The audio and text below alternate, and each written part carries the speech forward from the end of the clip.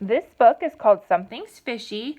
It's a laugh out loud book, and I love it, and my students seem to love the laugh out loud chapter books too.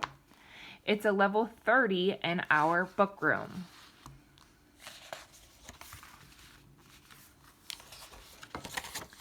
And don't forget to use your text features to help you find things when you're reading, or just to help you in general. So we have the table of contents here, and we have all the little chapters we're going to be reading. So if you were wondering what A Wild Ride chapter 3 is about, you can head to page 18. And then our characters in this book are Sam and Fish Face. So today I'm just going to be reading chapter 1 for you. Chapter 1, The Box. Sam sat in front of the television. He clicked the remote control once. He clicked it twice. Then he clicked it again. Boring news, boring ads, boring movies. Sam stared out the window.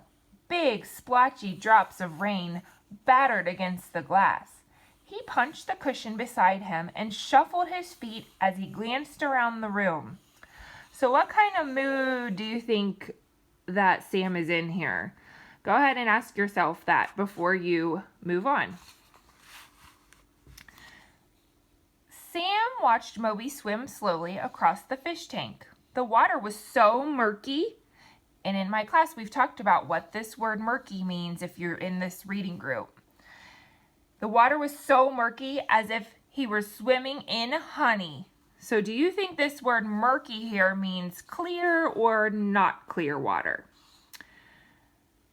Dad called Sam from the kitchen. I know what you can do today, he said. You can clean up your room. Does that sound like something you want to do today at your house? Sam punched the cushion again. Was he kidding? Cleaning your room was more boring than ironing underwear. It was more boring than picking fluff off your sweater with tweezers. Do you think cleaning your room's boring?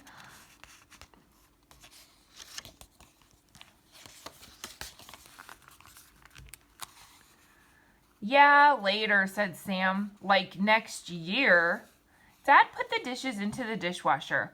Well, perhaps you could answer the doorbell for me. Can't you hear it?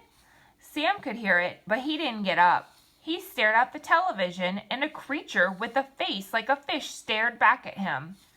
Listen to your father, said Fish Face. Answer the door. Sam blinked at the television. Are you talking to me? He whispered. Who else would I be talking to? Answered Fish Face. Sam sprang up from the couch and strode to the front door. His hand rested on the knobs as the doorbell rang again. He looked through the peephole, but he couldn't see a thing. Sam opened the door. The sky thundered. Rain poured. He looked left and right. Nothing. Then he looked up and down. Do you think he's so bored he's imagining things? How would you feel if you were Sam right now? What does his face look like? In my classroom, we use the zones of regulation. So what color zone do you think that Sam is in right now, as opposed to when he was bored at the beginning of the story? At the bottom of the steps was a box covered in shiny orange paper. Rain pelted Sam as he stooped and picked it up.